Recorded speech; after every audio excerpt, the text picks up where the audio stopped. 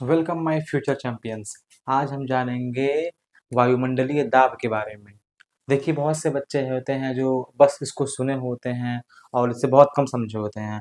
आज हम इसे काफ़ी अच्छे से फील कर लेंगे कि वास्तव में क्या होता है वायुमंडलीय दाब अर्थात एटमॉस्फेरिक प्रेशर। ठीक है, देखिए, सपोज कीजिए कि यहाँ पर आप लेटे हुए हैं। ठीक है, ये आप हैं, सपोज आप लेटे हुए हैं और आपके ऊपर हम कोई भार, जैसे कि कोई ईंटा हो गया, कोई बोरा हो गया, वो रखे हैं यहाँ पे। ठीक है, रखे हैं तो आपको कुछ भार अपने ऊपर, कुछ बल का अनुभव होगा ना। ठीक है, ईंटा, बोरा, आटे की बोरी, चीनी की बोरी, सब ठोस वस्तु है। ठीक है, हम वस्तु को बढ़ा रहे हैं यहाँ पे। अब आपने और अधिक भार का अनुभव किया होगा अपने ऊपर, आपके ऊपर और अधिक बल दाब लग रहा है इस समय। ठीक, ये आप हैं। ठीक है, ये वस्तु हो गया। और वस्तु रखेंगे तो आपको और अधिक बल का अनुभव होगा अपने ऊपर। ठीक है, ठीक है, ओके। अब अगर हम ऐसे ही, ये बात था ठोस का। ठीक है, अब आते हैं द्रव पे।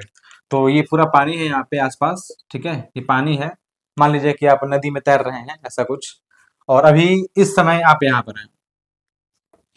ठीक है, और अभी आपके ऊपर इतने ढेर सारी परतें हैं, पानी की परतें।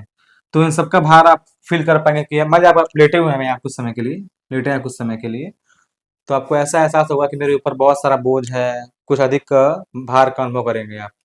परंतु अगर अगर आप यहाँ पर होते हैं इस तरफ, तो ऊपर बहुत कम पानी है, तो बहुत कम बल का, भार का, दाब का अनुभव करेंगे।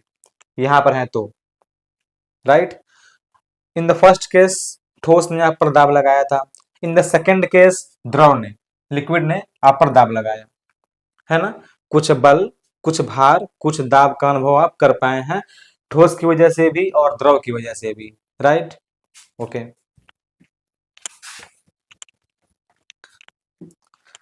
अब आते हैं हम लोग गैस की वजह से। ठीक है, तो गैस भी बहुत दाब लगाता है इस पूरे पृथ्वी पे। कैसे, वो देखते हैं। तो मान लेते हैं कि ये पृथ्वी है, ये जो मेरा है सरफेस पृथ्वी, यहाँ पर आप हैं, यहाँ पर आप हैं। ठीक है, और आप जहाँ पर हैं उसके चारों तरफ फैला हुआ है वायुमंडल। ठीक है, अगर ये पृथ्वी है, इस पृथ्वी के चारों तरफ ये फैला हुआ है वायुमंडल, ये पृथ्वी हो गया, ये हो गया वायुमंडल, एटमॉस्फेयर। और ये जो वायुमंडल है, ये बटा होता है 5 भागों में। लिखे, सब लिखे हैं यहाँ पे, सबका नाम। ठीक है, तो ये पृथ्वी है, इसके बाहर ऐसे ये पूरा वायुमंडल यहाँ तक है। ये बटा है 5 भागों में। पहले भाग का नाम क्षोभ मंडल, समताप मंडल, मध्य मंडल, ताप मंडल, बाह्य या बहिर्मंडल। ठीक है, in English troposphere, stratosphere, mesosphere, thermosphere, exosphere, सबके नाम है। और हर मंडल जो है कुछ डिस्टेंस तक फैला होता है। तो जैसे कि ये फैला हुआ है 0 से 12 किलोमीटर तक, ये फैला हुआ है 12 से 50 किलोमीटर तक, ये फैला हुआ है 50 से 80 किलोमीटर तक, ये फैला हुआ है 80 से 400 किलोमीटर तक, और ये फैला हुआ है 400 से 10,000 किलोमीटर तक फैला हुआ है सारा। सब गैसें हैं। ठीक है, छुमंडल में आपका जो घटना होता है मौसम वाला, ठीक है, बारिश हुआ, तूफान, आंधी, वो होता है। समताप मंडल में आपका जो होता है हवाई जहाज, वो उड़ता है।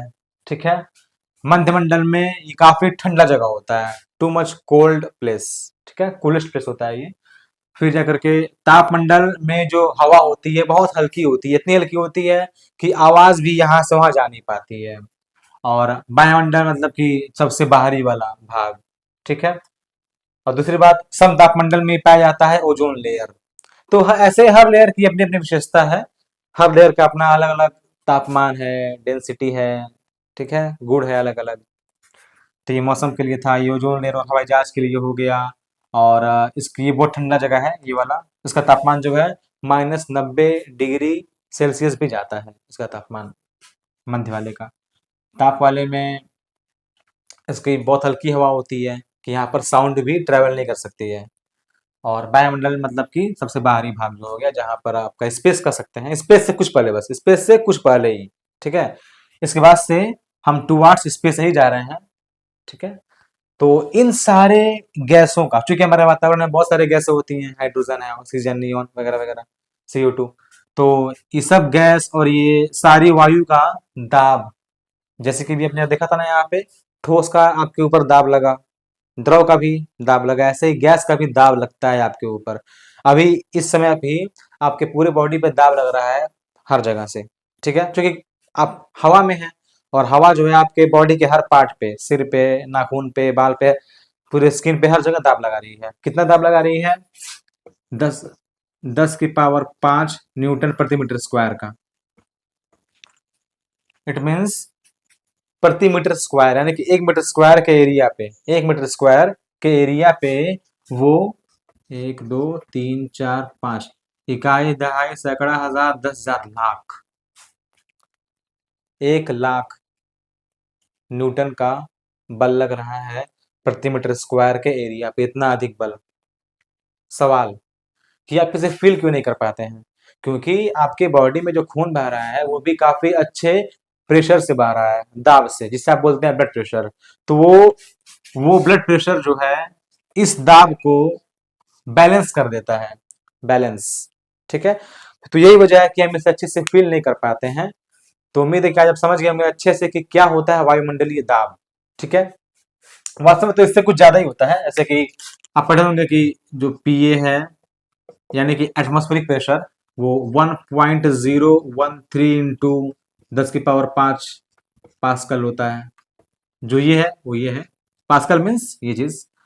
तो ये नहीं होता, वास्तव में इतना होता है, पर मोटा मोटी में हम इतना ले लेते हैं, ठीक है, छोटे में इतना ले लेते हैं, पर ये उसका एग्जैक्ट वैल्यू है। तो ये आपका हुआ एग्जैक्ट मीनिंग वायुमंडलीय दाब का। Okay, thank you.